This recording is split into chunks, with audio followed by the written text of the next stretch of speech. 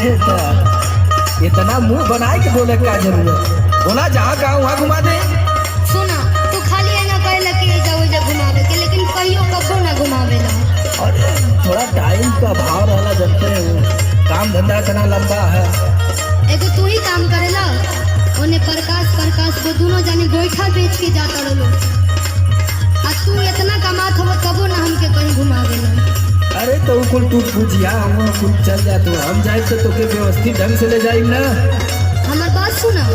सुनावा। काहे कदा वक्त बड़ा सिपारा, ध्यान से सुना, लास्ट बार तरह से कहो तुम। बोलिए।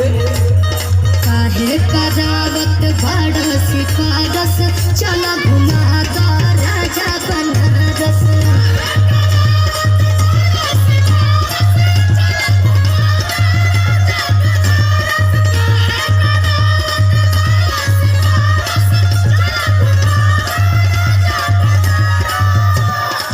चला आज सवेरे सवेरे तू मुंह खोल डालू ना, चला सुना।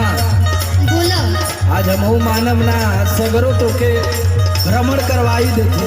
मारेला मेकअप पहिरला चुनार, अच्छा हाँ मारेला मेकअप पहिरला चुनार,